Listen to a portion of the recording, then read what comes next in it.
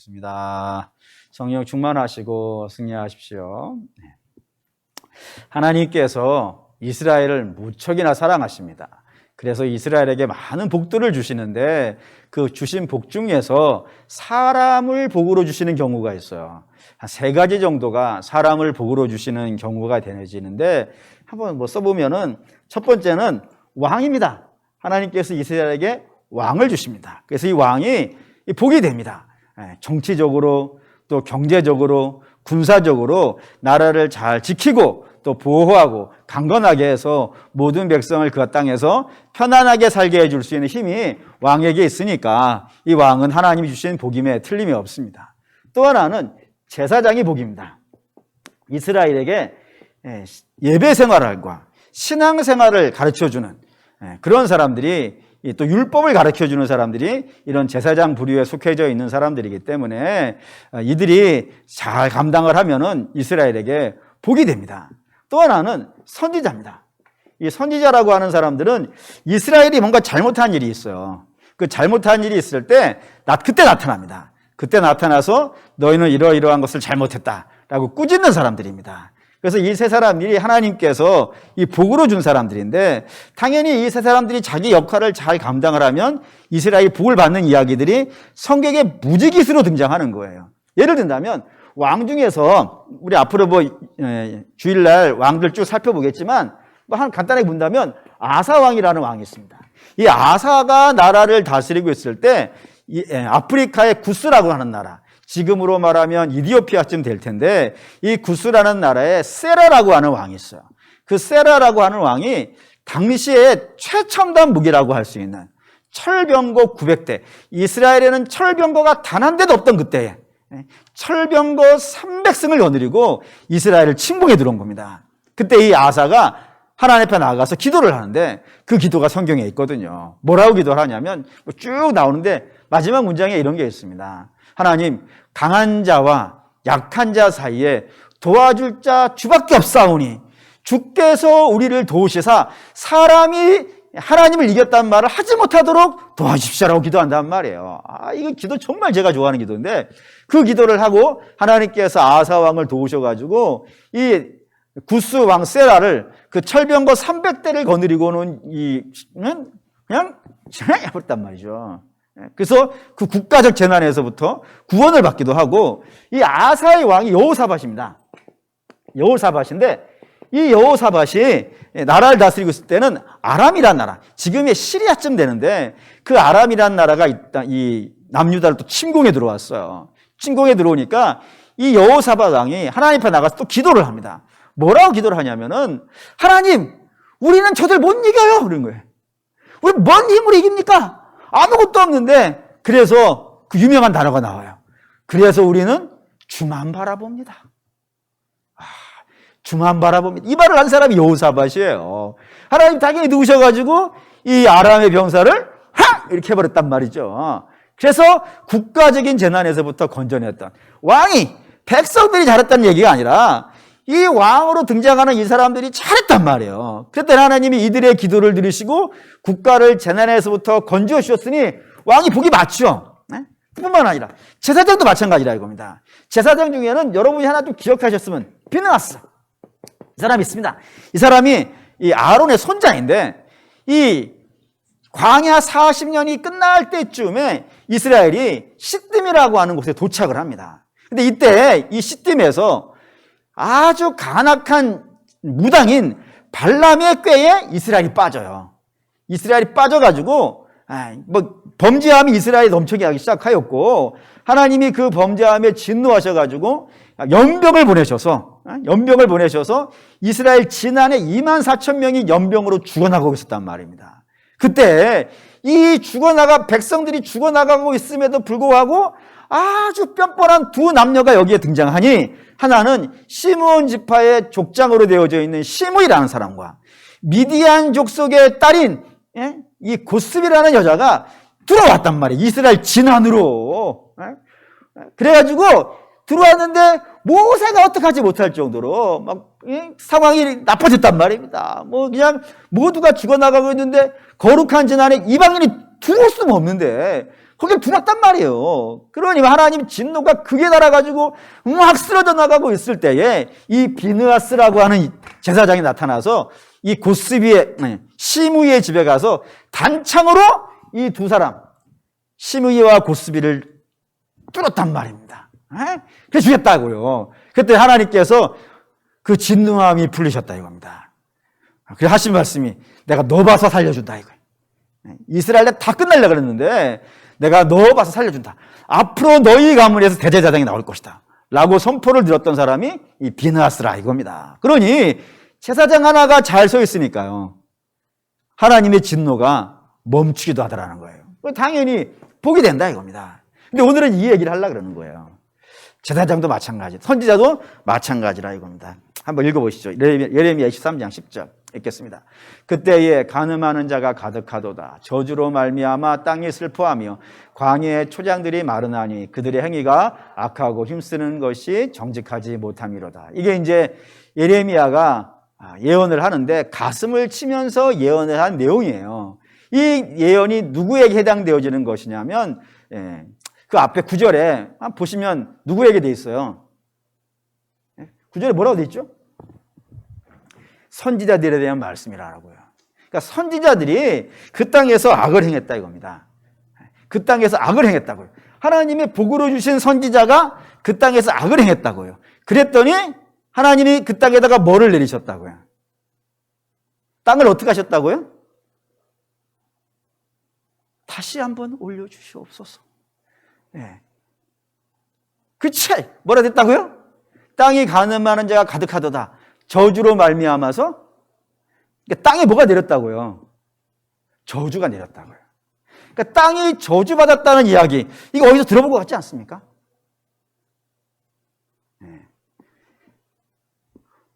오늘은 장마가 시작되기 전날이기 때문에 제가 여러분에게 직접 물어보지 아니하고 제가 다 얘기를 하도록 하겠습니다. 착하니까 아담과 하와 얘기 나오죠. 아담과 하와에게 하나님께서 선악과 먹지 말라 라고 말씀하셨는데 저희 선악과 따먹지 않습니까? 그래서 하나님이 그들을 다 책망을 하시면서 아담에게 하신 책망이 뭐였냐면 너로 말미암아서 이 땅이 저주를 받았다고요. 저주를 받아서 이제 네가 이 땅에서 땀 흘리고 수고하겠지만 거둬들일 수 있는 게 뭐밖에 없다고요. 가시덤불과 엉겅퀴밖에 없는. 그러니까 가시덤불과 엉겅퀴는 뭐 때문에 나온 거예요? 땅이 저주받기 때문에 나온 것이고 땅이 저주받은 것은요? 죄 때문이라 이겁니다. 근데 그 이야기가 같은 구조를 가지고 있다고요. 지금 저 땅이 저주받은 저 땅이 어떤 땅이에요? 가나안이에요. 가나안은 뭐가 있는 땅이죠? 젖이 있고 꿀이 흐르는 땅이에요. 그래서 사람들이 일반적으로 복지라고 불러요. 가나안 복지. 그러니 저 땅에서는 항상 좋은 게 나와야 돼요. 젖이 나오고 꿀이 나와서 만 백성이 거기서 기뻐하고 즐거워하는 일이 생겨져야 된단 말이에요. 그런데 그 땅이 저주를 받았으니 그 젖과 꿀이 나오겠어요? 안 나오겠어요? 안 나오는 거예요. 근데 이게 뭐 때문에 그렇다고요? 선지자들이 똑바로 못했다 이거예요. 똑바로 못하니까 이들이 복을 갖고 와야 되는 사람들인데 이들이 똑바로 못하니까 복이 오는 대신에 그 땅이 저주를 받았다고요. 저주를 받아서 그 땅에서 내놓을 수 있는 것이 젖과 꿀이 아니라 멸망의 이야기들만 진행이 되어지니 얼마나 이게 심각한 문제냔 말입니다. 성경은 이렇게 심각한 원인이 되어진 두 가지 상황을 설명을 하는데 첫 번째 상황이 11절입니다. 11절 읽어보겠습니다. 여호와의 말씀이니라 선지자와 제사장이 다 사악한지라 내가 내 집에서도 그들의 악을 발견하였노라. 원래 죄가 가지고 있는 중요한 속성이 하나가 있어요. 죄는 백주대낮에 행해요? 아니면 어두운 데서 행해요? 일반적으로 죄는 어디서 행하냐면은 안 보는 데서, 어두운 데서 이렇게 행하게 되어져 있단 말입니다. 왜 그러죠? 창피하니까 그러죠. 창피하니까. 안 보는 데에서. 근데 누가 본다 그러면요, 자세가 좋아지죠. 운전할 때 그러지 않습니까? 앞에 CCTV 카메라가, 아니 CC 카메라가 아니죠. 교통 카메라 뭐라 그러나? 그 카메라 딱 있으면 운전 어떻게 해요? 속도를 지킵니다. 30km로 가면 30km로 가고 50km로 가면 50km 가고 중앙선 절대 안 넘죠. 응? 근데 카메라만 딱 지나면요, 아싸리요 팍 탔잖아. 저는 그렇다 이거예요. 그래서 원래 이렇게 안 보는 데서 죄를 짓는 거예요, 사람은. 왜 창피하니까 그래요, 창피하니까. 걸리면 손해이고. 그런데 안 보는 데서 범해줘야 되는 죄가 백주대낮에 튀어났단 말입니다. 그럼 어떻게 했어요? 사람들이 보면서 뭐라 그러겠어요? 손가락질 하지 않겠습니까? 분명히 숨어서 해도 걸리면 되게 창피할 판인데 그게 뻔뻔하게 앞으로 나왔단 말이에요, 대낮으로. 그래 얼마나 그러겠어요. 그런데 문제는 백주대낮에 죄를 짓는 사람이 요 목사인 거야. 그럼 어떻게 했어요? 더 심각한 것 아니겠습니까? 백주대낮에 내가 분명히 저 사람 목사인 거 아는데 저렇게 사기치고 다니고 있고 못된 짓 하고 다니고 있는 거예요. 그럼 뭐 난리 나겠죠? 그 더 심각한 건요, 여호와의 집에서 그런다 이거예요. 백주대낮에 거룩한 성직을 가진 자가 세상도 아니고 교회에 들어와서 그런 일을 저지르고 있다니 얼마나 심각한 문제가 되겠어요. 이런 상황이 하나가 있고 또 하나의 상황이 13절입니다. 13절 읽을게요. 내가 사마리아 선지자들 가운데 우매함을 보았나니 그들은 바알을 의지하고 예언하여 내 백성 이스라엘을 그릇되게 하였고, 여기 우매함이라는 단어를 써놨는데 뭐 때문이냐면 저 우매함이라는 단어 어떤 느낌이냐면 이런 겁니다. 뭘 몰라서 미련하게 어리석게 그런 의미가 있어요. 그걸 누가 그랬다고요? 사마리아의 선지자들. 사마리아라고 하는 곳은 어디냐면 북이스라엘이에요. 북이스라엘의 수도가 사마리아니까 저 북이스라엘에도 선지자가 있는데 저들은 우매하다, 어리석고 미련하고 뭘 모르니까 저들이 바알을 의지하고 예언을 해서 백성들을 그릇된 길로 가게 했다 이거예요. 저기 북이스라엘. 근데 문제는 이 14절 읽을게요. 내가 예루살렘 선지자들 가운데에도 가증한 일을 보았나니 그들은 간음을 행하며 거짓말을 말하며 악을 행하는 자의 손을 강하게 하여 사람으로 그 악에서 돌이킴을 얻게 하였은즉 그들은 다 내 앞에서 소돔과 다름없고 그 주민은 고모라와 다름이 없느니라. 이건 누구 얘기한 얘기라고요? 예루살렘의 예언자들. 그건 남유다란 말입니다. 이게 왜 문제냐면 지금 24장 14절에 있는 예루살렘은 지금 그 당시에 예레미야가 사역을 하고 있던 그때예요. 그러면 13절은 어느 때냐면 이미 이전이야. 그러니까 예레미야가 사역하고 있는 동안에는 북이스라엘 나라는요 이미 망했단 말이에요. 어떻게 하다가 그 선지자들이 우매해서 뭘 몰라서 하나님을 제대로 몰라서 미련하여서 잘못된 예언을 하다가 망했단 말이에요. 그러면 지혜로운 사람이라면, 후대 사람이 지혜로운 사람이라면 어떻게 해야겠어요? 그 앞에 잘못해가지고 망한 것이 교훈이 돼야 되는 거예요. 교훈이. 이런 걸 어려운 말로 반면교사, 타산지석이라 그런다 이거예요. 여러분들은 모르시겠지만 다만 알고 있는 용어예요. 아니 앞에 사람이 잘못했으면 그거를 교훈 받아가지고 자기를 고치고 이제 새롭게 되는 일을 해야 마땅한데 이 예루살렘의 백성들은 가증하다 이거예요. 저 단어가 중요해요. 그래서 앞에는 우매한 거는 뭘 몰라서, 가증한 것은요 알면서도 해요. 저는 망하는 거 알면서도 눈으로 봤음에도 불구하고 고의로 일부러 악한 짓을 하고 있다 라고 하는 그런 상황이라 이겁니다. 그러니 뭐 이거 얼마나 하나님께 열받는 것이겠어요. 그러면 이제 도대체 남유다의 예언자들, 선지자들은 뭐를 했길래 하나님께서 이렇게 진노하고 계시는가 라고 봐야겠죠. 거기 이제 16절에 아까 그 16절이었는데 16절에 세 가지를 했다고 되어 있어요. 세 가지. 그 첫째가 뭐였냐면은 간음을 했다라고 했습니다. 간음을 했다. 이 간음을 했다는 말이 성경에는 두 가지를 항상 갖고 나와요. 동시에 얘기할 때가 많아요. 첫 번째는 뭐냐면 실제로의 간음입니다. 예를 들어 성경에 등장하는 인물 중에 실제로 간음을 한 제사장들이 있죠. 그게 누구냐면 엘리 대제사장의 두 아들인 홈리와 비느하스입니다. 이 사람들 부인이 있는 사람들이라고요. 그럼에도 불구하고 성전에서 봉사하고 있었던 여성들과 함께 동침을 하였다라고 되어 있단 말입니다. 실제로 간음한 일들이 그렇게 있더라 이거예요. 아마 예레미야 시절의 예언자들도 그랬을 것 같아요. 하는 짓을 보니까. 근데 이것만 있는 것이 아니라 또 하나가 있으니 영적인 간음입니다. 뭐 당연하겠죠. 하나님이 아닌 바알과 하나님이 아닌 다른 것을 그들이 섬기고 있었다 이겁니다.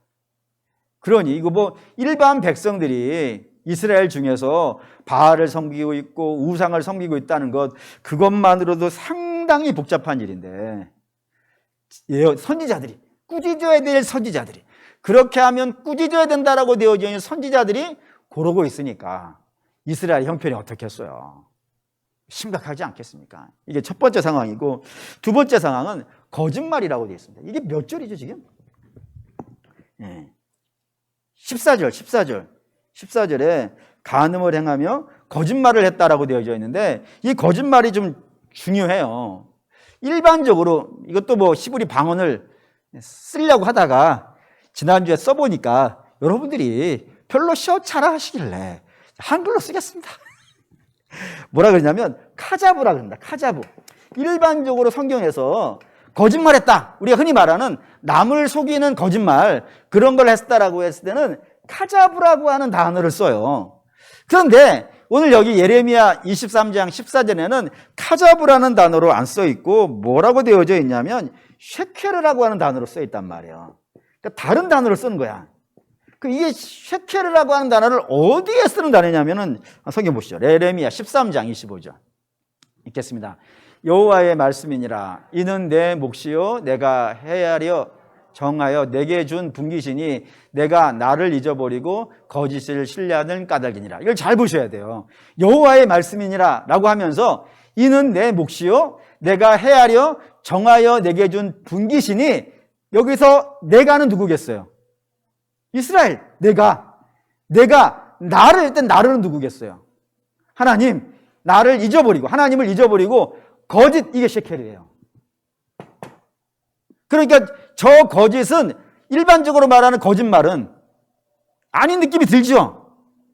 나를 잊어버리고 거짓말을 신뢰하는, 이게 말이 안 되잖아요. 그러니 여기에서 내가 나를, 여호와를 잊어버리고 거짓을 신뢰했다면 그 거짓은 뭐냔 말이에요. 우상이라 이거예요. 쉐켈이라는 말은 우상이라는 의미예요. 그게 무슨 뜻인지 아시겠죠? 그러니까 선지자들이 자기도 우상 숭배를 해 지금. 근데 자기는 몰래 하면 안 되지만 몰래 했다 하더라도 백성들 앞에 와서는 여호와를 제대로 이야기해야 되지 않겠습니까? 그런데 자기가 개인적으로 우상 숭배를 할 뿐만 아니라 백성들 앞에 와서도 설교를 하는데 분명히 말은 뭘로 하는 거예요? 말은 여호와로 하는 거예요. 여호와라고 분명히 말은 하는데 실제로 그 내용은 누가 들어있더라고요? 우상이 들어있는 설교를 하더라 이거예요. 심각하죠. 겉으로는 분명히 하나님을 얘기하는데 내용을 다 듣고 났더니 돈 얘기가 돼버렸단 말이에요. 이야기로는 하나님의 영광을 이야기하는데 설교가 다 끝나고 나보니까 그건 내 영광이 돼버린 거란 말이에요. 그런 상태를 거짓이라 그런단 말입니다. 그렇게 되어졌다 이겁니다. 심각하죠.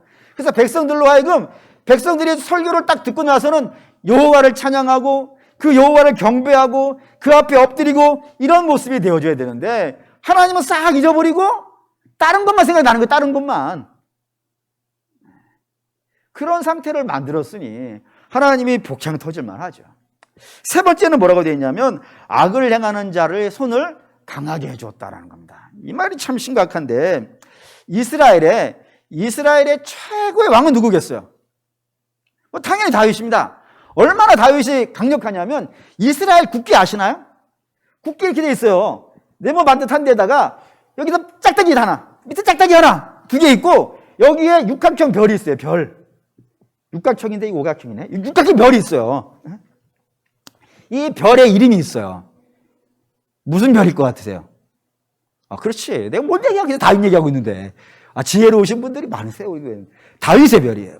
그러니까 지금도 이스라엘 백성들이 가장 존경하고 가장 그리워하고 가장 기뻐하는 사람은요, 다윗이에요. 그러니까 어마어마한 사람이에요. 우리가 까서 그러지. 그냥 몇 개 그냥 까서 그러지. 실제로 그 다윗이라고 하는 임금님은 어마어마한 분이에요. 그런 어마어마한 분이어서 모든 백성들이 존경하는데, 당시에 다윗이 살아있었을 때는 뭐 더 했겠죠. 뭐 더 어마어마하게 대접받고 그랬을 겁니다. 그때 그가 최고의 정상에 올랐을 때 모든 백성들이 그냥 다윗 하면은 마음이 절절절절 녹아날 만큼 뭐 철저히 존경하고 있는 그때에 하나님이 나단 선지자에게 오셨어요. 그래서 주께서 말씀하시는 거예요. 야, 나단아, 너 다윗에게 가가지고 한판 붙어야겠다. 겁내지 말고 한판 붙어! 라고 얘기를 했을 때 그 이야기를 들은 나단의 마음이 어땠을까요? 나단의 마음이 안 나와요, 성경에는. 근데 유추해 볼 수 있는 그림이 하나가 있어요. 뭐냐면 사울왕, 다윗보다는 뭐 한참 모자라죠. 그 사울왕이 범죄를 해가지고 하나님의 사울왕을 이제 끝낸다 라고 누구에게 이야기하셨냐면 사무엘이라고 하는 어마어마한 예언자에게 말씀을 하셨어요. 사무엘아, 너 이제 난 사울은 이제 끝냈다. 너는 이제 베들레헴 가면 이새라고 하는 사람이 있을 것이다.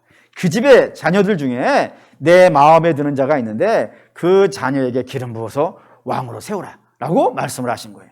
그 얘기를 듣자마자 사무엘이 뭐라 그러냐면 발발발 떱니다. 하나님께 뭐라 그랬냐면, 하나님, 제가 왕으로 기름 부으기 위해서 베들레헴 이새의 집에 갔다 그러면 그 이야기를 사울이 들으면 저를 살려두겠습니까? 그래서 하나님이 그냥 예배드리러 왔다라고 해라 라고 해가지고 그래서 가요. 그러니까 왕을 바꾸는 거니까 사울에게 있어서 사무엘은 그냥 일반적인 예언자 정도가 아니에요. 사울의 아버지쯤 되어지는, 그러니까 사울이 어마어마하게 좋아하는 게 사무엘이에요. 그래서 나중에 사무엘이 죽고 났을 때 사울이 약간 좀 이렇게 미쳐버리잖아요. 미쳤을 때 엔돌의 무당에 가가지고 자기에게 누굴 불러달라고요? 사무엘 불러달라 그런다고요. 그 정도로 사무엘 하면 사울이 벌벌벌 떠는 사람이란 말이에요. 그런데도 불구하고 왕 바꾸는 그 이야기만 듣고 사무엘이 떨어요. 나 죽으면 어떡해요, 하나님. 그런 상황이란 말입니다. 그런데 다윗에게 가는 거예요. 다윗은, 사울은 이미 백성들 사이에서 평판이 완전히 바닥이 되어져 있는 자지만 다윗은 최고에 올라있을 때란 말이에요. 그때 그 앞에 가가지고 네가 하나님 앞에 범죄한 자 아니냐, 너는 숨어서 이런 짓을 저질렀지만 하나님께서는 백주대낮에 너희 집을 무너뜨릴 것이다 라는 것을, 사무엘은 사울 앞에 간 것도 아니고 사울이 없는 데 가서 하는 거예요. 그런데도 불구하고 떠는데 나단은 어디서 다윗을 직접 보면서 그 앞에서 다윗을 책망을 해야 되니 얼마나 겁이 나겠어요. 아무리 나단이 배짱이 좋은 사람이라 하더라도 떨겠지. 뭐 저도 떨말 판인데 지금. 그런 상황이 됐단 말이에요. 그런데도 불구하고 나단이 해요, 안 해요? 한단 말이에요. 왜죠? 이유는 하나예요. 하나님이 그에게 하라 했단 말입니다. 너 가서 해라 라고 했기 때문에 나단은 목숨을 걸고 가서 그 다윗을 꾸짖는 거라 이겁니다. 그게 예언자의 몫이에요. 예언자는 그렇게 하는 거예요. 하나님이 그때 말씀을 주시면 그 앞에 왕이 있든 칼이 있든 검이 있든 뭐가 있든지 관계없이 자기의 목을 내놓고 하나님이 주신 말씀을 그 자리에서 외치는 것이, 그게 존재의 목적이에요. 그런데 이 예레미야 시절의 선지자들은요, 그런 일을 안 하더라 이겁니다. 왜 안 했을까요? 저들이 의지하는 게 하나님이 아닌 거예요. 저들은 누구에게 연결되어져 있냐면 당시에 꽤나 권력을 갖고 힘을 갖고 재물을 가지고 있는 사람들과 연결이 되어져 있는 겁니다. 그래서 내가 저들에게 기뻐하는 말을 해줘야 돼요. 저들이 좋아하는 말을 해줘야 돼요. 그래야 거기서 뭐가 나오니까? 먹을 게 나온단 말이에요. 근데 그 앞에 대놓고 책망을 하고 나무라 버리면요, 저들이 안 줄 것 아니겠어요? 그러면은 쫓겨날 것 아니겠어요? 그러면 뭐 그 무익한 종이의 이야기처럼 나가서 일하자니 힘이 없고 빌어먹자니 부끄럽구나, 이런 상황이 된단 말이에요. 그 상황이 싫으니까 저들이 적당하게 타협을 하기 시작을 하는데 16절 한번 볼까요? 읽겠습니다. 만군의 여호와께서 이와 같이 말씀하시되 너희에게 예언하는 선지자들의 말을 듣지 말라. 그들은 너희에게 헛된 것을 가르치나니 그들이 말하는 묵시는 자기의 마음으로 말미암은 것이요 여호와 입에서 나오는 것이 아니니라. 저들은 하나님이 준 말을 가서 전하는 것이 아니라 자기 마음속에 하고 싶은 말을 하더라 이거예요. 그 말이 뭐였냐면 17절입니다. 17절 읽을게요. 항상 그들이 나를 멸시하는 자들에게 이르기를 너희가 평안하리라 여호와의 말씀이니라 하며 뭐라 그랬대요? 또 자기 마음이 완악한 대로 행하는 모든 사람에게 이르기를 재앙이 너희에게 임하지 아니하리라 하였느니라. 나쁜 짓을 한다 이거예요. 나쁜 짓을 하는데도 불구하고 어떻다고요?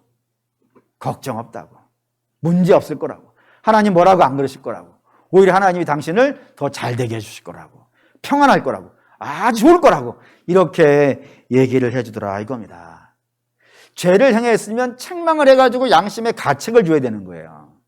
그런데 죄를 행하고 있는데도 불구하고 잘한다 그런 게 잘한다 때 어떻게 했다고요?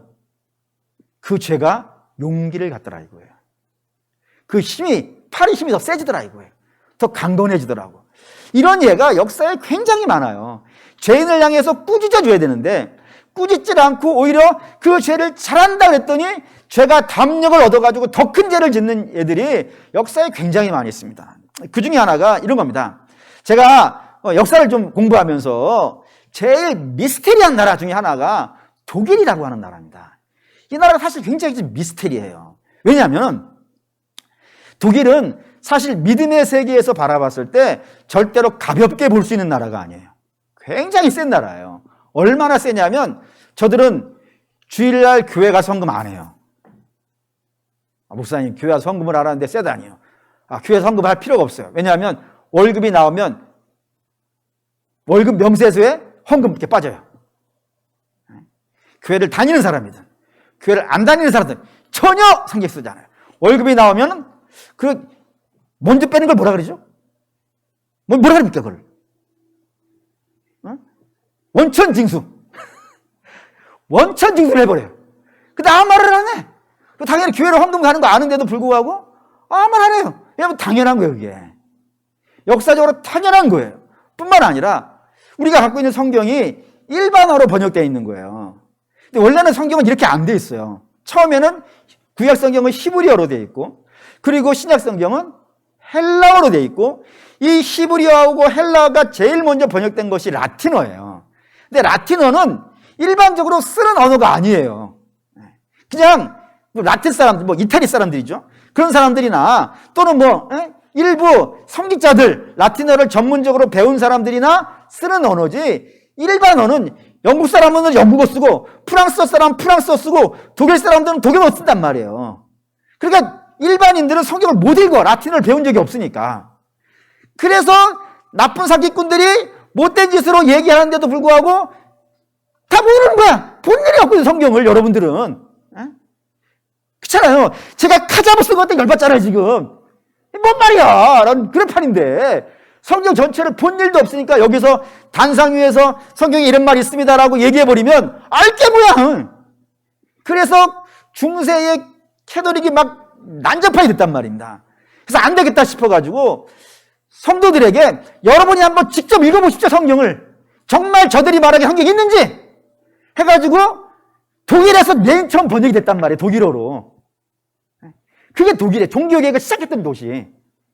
뿐만 아니라 지금의 교황이 프란체스코, 그 사람은 아르헨티나 사람이고 366대 교황이에요.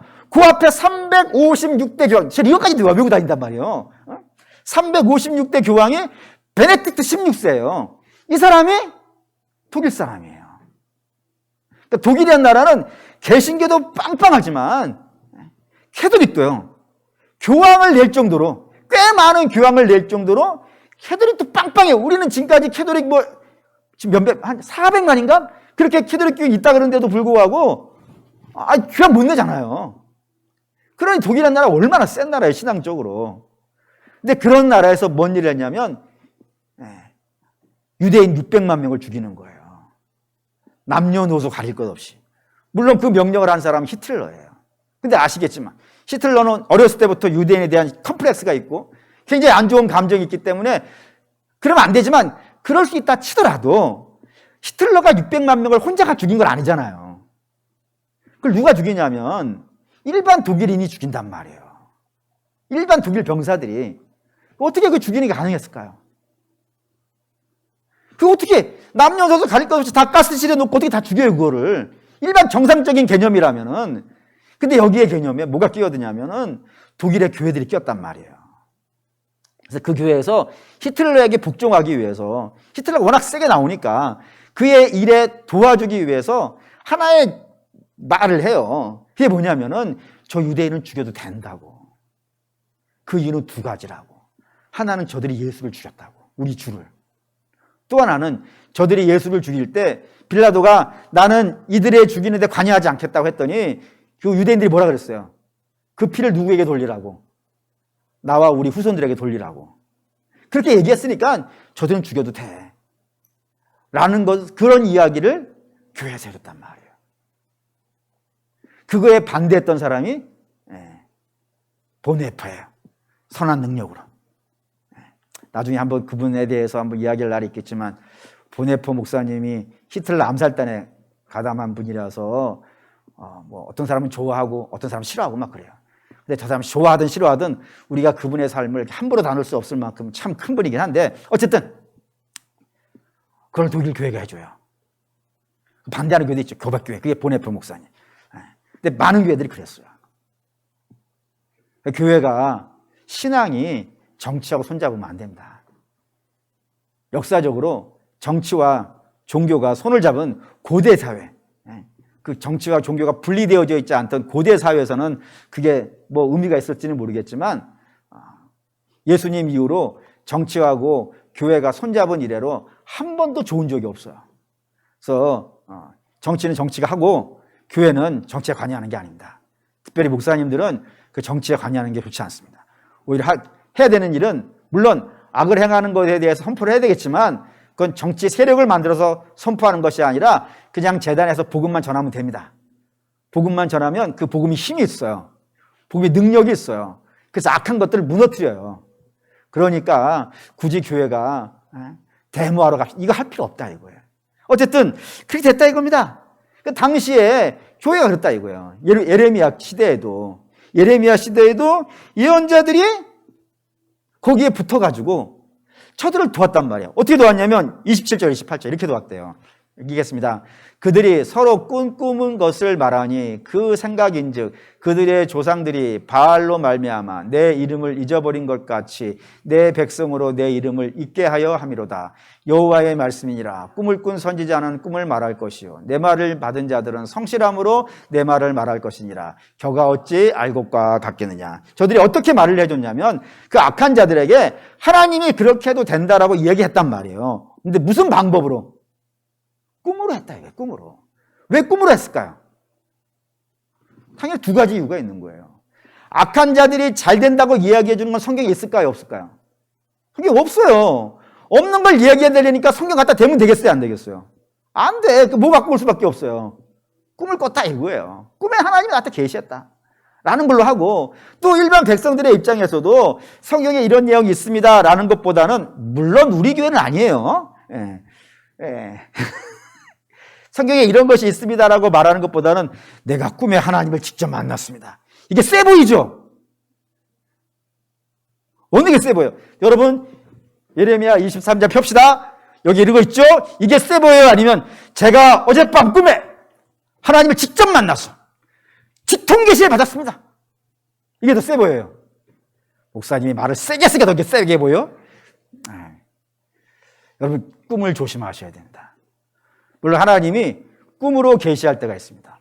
대표적인 사람이 성경에 두 사람 있죠. 하나는 요셉, 또 하나는 다니엘. 어마어마한 분들이잖아요. 이런 분들이 자기가 꿈을 꾸기도 하고 꿈을 해석하기도 했어요. 그러니까 하나님이 꿈을 가지고 당신의 일을 펼쳐가는 것은 쓰시는 방법 중에 하나인 게 틀림이 없어요. 그런데 성경이 있는 내용들은 하나님이 꿈으로 얘기하지 않습니다. 성경을 보라 하지. 주의 말씀에 기록되었다고 하지. 그러니까 꿈이라는 건 성경을 갖다 댈 수 없는 상황인 거예요. 예를 들어 요셉 같은 경우도 그 당시 뭐 성경이 없었을 테니까 그럴 때이고, 다니엘 같은 때는 포로 생활하고 있는 중이고, 성경을 갖다가 볼 수 있지 않은 그런 참 열악한 상황들에 하나님께서 꿈이라는 방법을 쓰시지, 일반적으로 성경을 보고 있을 수 있는 상황 속에서는 성경만으로 충분하다 이거예요. 성경이 두 가지 있다 그랬죠. 하나는 구원에 이르는 지혜, 두 번째는 성도들을 교훈과 책망과 바르게 함과 의로 교육하기에 유익한 책이니 그 책으로 성도들을 온전하게 살 뿐만 아니라 하나님의 기뻐하실 뜻을 따라 살 수 있는, 그러니까 성도를 온전하게 만드는데 성경만 충분하단 말이에요. 하나님의 뜻을 아는데도 성경만이면 충분하고, 또 성도가 훌륭해지는 것도 성경만으로 충분하다 이거예요. 그러니까 성경이 있는데 뭐하러 하나님 꿈을 이야기하시겠어요? 그러니 하나님이 꿈을 쓰시는 것은 틀림이 없지만 꿈을 조심하셔야 돼요. 꿈을 특별히 조심하셔야 되는 것은 꿈은 조작이 될 수가 있어요. 확인이 안 되니까. 그러니까 꿈을 얘기를 들으시면 저는 아니야 라고 하실 것도 없어요. 그럴 수도 있어. 그지만 뭐 중요치는 않아. 이렇게 넘어가시고, 여러분이 정말 중요하게 여기는 건 뭐야겠어요? 하나님 말씀이에요. 이렇게 해야 되는데 이 악한 예언자들이 성경이 없으니까 꿈 갖고 와가지고 내가 꿈에 직통 계시를 받았는데 당신이 이렇게 해도 하나님이 괜찮다고 말씀하셨어 라고 이야기해주면서 악한 자를 격려해줬다 이거예요. 격려해줬더니 저 악이 힘을 받더라 이거예요. 더 악을 행하더라고. 그래서 주께서 말씀하시기를 너희는 하나님 말씀만 제대로 전해라. 그래서 이게 한번 그 마지막에 읽었던 말씀 28절 한번 다시 올려주실래요? 28절에 거기 뭐라 되어 있냐면 내 말을 받은 자들은 어떻게 하라고요? 성실함으로. 그러니까 성실함으로는 있는 그대로 전하기만 하라 이거예요. 거기다 뭐 붙일 것도 없고, 뭐 여기서 제가 여러분들 많이 웃겨드려서 여러분들에게 무슨 유익이 있겠어요? 웃기는 건 어디서 보시면 되냐면 놀면 뭐하니를 보면 된다 이거예요. 집에 가서 TV 보시라 이거예요. 재단에서 웃길 필요 뭐가 있어요? 재단에서는 하나만 하면 돼요. 하나님이 성경에 있는 내용만 그대로 전하면 되는 것이지. 할렐루야. 어쨌든 그렇다 이거예요. 그랬더니 그래서 이렇게 악을 행했다 이거예요. 저들이 간음을 했을 뿐만 아니라 하나님의 이름으로 우상을 이야기하는 거짓을 말을 했을 뿐만 아니라 또 저들이 악한 자들을 잘한다고 칭찬해서 악이 더 힘을 받게 했던 이런 모든 일을 했기 때문에 하나님이 그 이야기를 한 선지자를 가만히 안 두시겠다 이겁니다. 12절 읽겠습니다. 그러므로 그들의 길이 그들에게 어두운 가운데 미끄러운 것과 같이 되고 그들이 밀어냄을 당하여 그 길에서 엎드려질 것이라. 그들은 벌하는 해에 내가 그들에게 재앙을 내리리라. 여호와의 말씀이다. 내가 벌하는 해가 있다 이거. 저들을 벌하는 해가 되면은 내가 저들을 가만히 두지 아니하겠다 라고 말씀하시기도 하시고, 다음에 19절 20절 읽겠습니다. 보라, 여호와의 노여움이 일어나 폭풍과 해오리 바람처럼 악인의 머리를 칠 것이라. 여호와의 진노가 내 마음에 뜻하는 바를 행하여 이루기까지는 그치지 아니하리니 너희가 끝날 때 그것을 완전히 깨달으리라. 내가 저들을 망할 때까지 가만 안 둘 거라. 끝까지 쫓아가면서 완전히 절단내버리겠다라고 말씀하시기도 하고, 34절 읽겠습니다.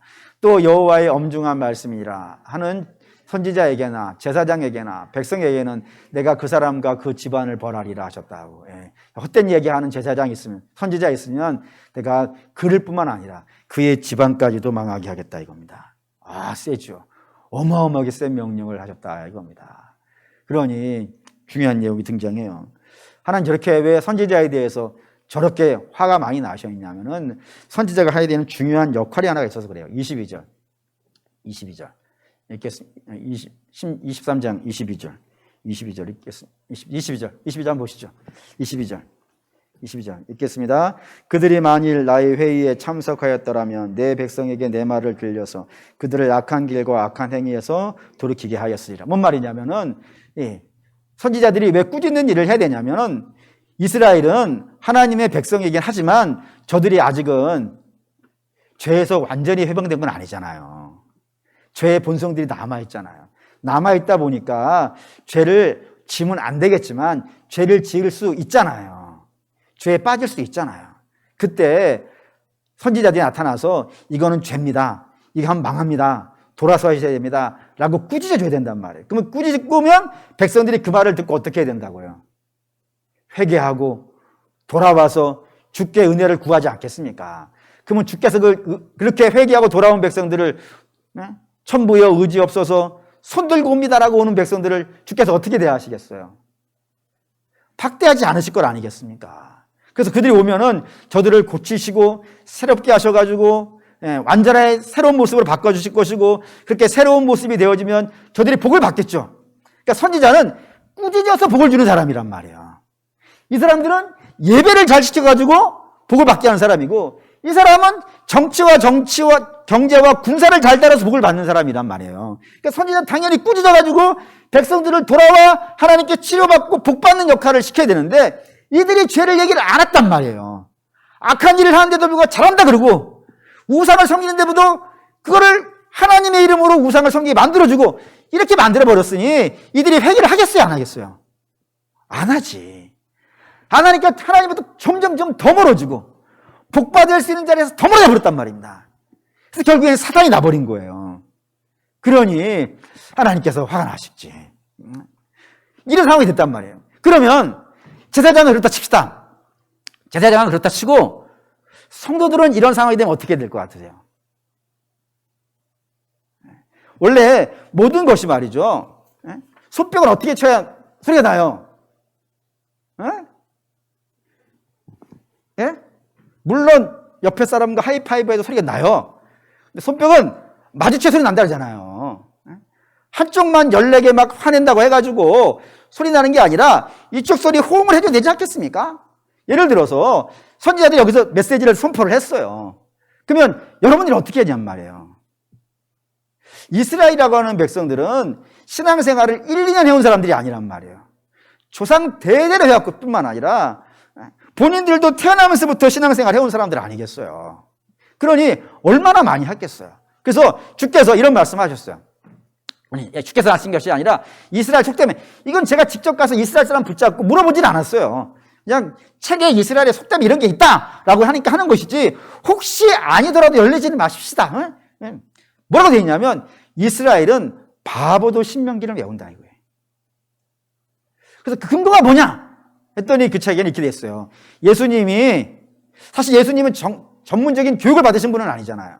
그때 사단이 예수님을 시험했을 때 그 시험을 무너뜨리기 위해서 3가지 답을 하시는데 그 3가지 말씀, 사람이 떡으로만 사는 것이 아니고 하나님 위에서 나오는 말씀을 사신다 이런 얘기 하시잖아요. 주 너의 하나님을 시험하지 말라 뭐 이런 얘기 하시잖아요. 이런 얘기가 전부 다 신명기에 있어요. 그러니까 무슨 문제를 만나면 신명기를 갖다 드러내는 것이 이스라엘의 교육이란 말이에요.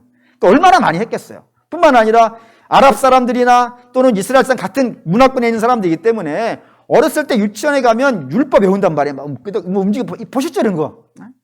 그러니 그렇게 많이 외우니까 아마 다 외울 것이다 라고 하는데 좀 과장됐다 하더라도 신명기를 굉장히 잘 알고 있는 것은 틀림이 없을 거란 말이에요.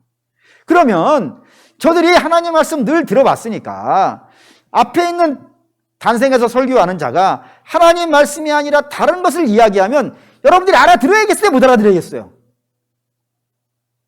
16절 이렇게 돼 있어요. 읽겠습니다. 만군의 여호와께서 이와 같이 말씀하시니라 너희에게 예언하는 선지자의 말을 듣지 말라 이거예요. 그런 말은 좀 듣지 말라.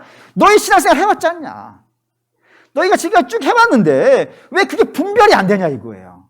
아니 저들이 악해서 저렇게 막 사기를 치고 막 그런가 그러면은 최소한 너희라도 안 들어줘야 되지 않냐. 근데 왜 너희는 들어주냐 이거예요. 들어주냐. 근데 이게 사실은 멀리 있는 얘기가 아니에요. 아니 앞에 단생에서 목회자가 데모하러 가져간다고 왜 데모를 갑니까? 뿐만 아니라 몸 바치고 돈 바치라고 바치고 따라가는 사람들은 뭐냔 말이에요. 아닌 건 아닌 것이지. 성경이 없는 건 없는 거라고 얘기해야 되는데 그냥 앞에서 얘기하니까 그래 뭐 우리 목사님 하신 얘기 다 맞을 거야. 그러면 안 된다 이거예요. 목사님이 하는 이야기는 뭐만 맞냐면 성경에 있는 얘기만 맞아요. 여러분 이걸 분별하실 수 있어요. 그래서 여러분이 성경을 읽으셔야 돼요. 부지런히 읽고 부지런히 공부하시고 부지런히 묵상하시고, 이게 여러분 하나님 말씀이 그냥 여기에서 그냥 듣고 마는 강연이 아니에요. 아까 맨 처음에 읽었잖아요. 하나님 말씀을 선지자가 잘못 전했더니 그 땅이 어떻게 됐다고요? 저주받았다고. 심각한 문제잖아요. 죽고 사는 문제의 설교라고 하는 것은, 죽고 사는 문제. 그래서 이 단생에서 설교하는 사람은 정말 열심히 준비해야 돼요. 하나님 말씀, 이것 보고 저것 보고 좀 안 틀리려고 무진장 노력을 해야 돼요. 그리고 듣는 여러분도요, 분별할 수 있어야지. 분별하라는 건 앉아서 평가라는 얘기가 아니에요. 평가하고 뭐 그러는 게 아니라 그게 하나님의 성경에 어디 있는 말씀인지 그걸 깨달아서 하나님 주신 말씀이면요, 아멘 하셔야 될 것이고, 그리고 오늘 아멘을 했나? 안 했어. 아멘을 하셔야 돼요. 아멘을 하시고, 뿐만 아니라 아멘을 했으면요, 살아야지. 아멘 따로 사는 것 따로 하면요, 그것도 그렇지 않습니까? 센 표현이 생각났지만 참을랍니다. 사랑하는 우리 믿음의 성도 여러분, 하나님 말씀, 이게 오늘 이거를 설교를 준비하면서 고통스러웠어요. 내가 제대로 하고 있는가? 바르게 하고 있는가? 하나님 뜻을 그대로 그냥 있는 그대로만 전해드렸으면 좋겠는데 제가 그만한 실력이 되는가? 애통했지만 어때, 그건 제 몫인 것 같아요. 근데 저는 노력을 할게요.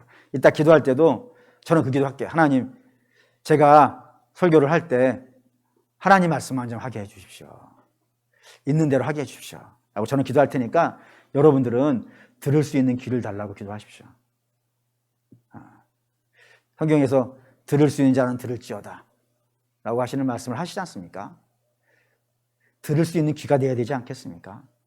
하나님 말씀인지 아닌지 분별할 수 있는 귀를 허락하시사, 하나님 말씀이 성경에 있는 것이 분명하면 그 말씀에 아멘하게 하시고, 그리고 그 아멘한 말씀을 살 수 있게 해주십시오. 중요합니다. 왜요? 이 말씀이 잘못 전달되어지고 잘못 실천되었을 때 그 땅이 저주를 받았다고요. 가나안도 저주받았다고요. 그러면 나머지는 뭐가 되겠어요? 말할 것도 없죠. 우리 사랑하는 믿음의 성도 여러분, 중요한 겁니다. 하나님 말씀 전하고 듣는 모든 것이 맞아야 박수 소리가 나요. 그러니까 저는 제대로 열심히 하고 여러분도 아멘을 잘 해주셔야죠. 할렐루야. 해주셔야죠. 살아가는 여러분 아멘 잘 해주시고, 또 그 아멘 대해서 잘 살아주시고, 또 평소에도 주의 말씀 잘 읽어주셔서 우리 교회는 주의 말씀이 정말 살아있는 교회, 선포되어지고 순종되어지는 그런 교회 되시기를 주의 이름으로 축원합니다. 아멘. 결단하실게요.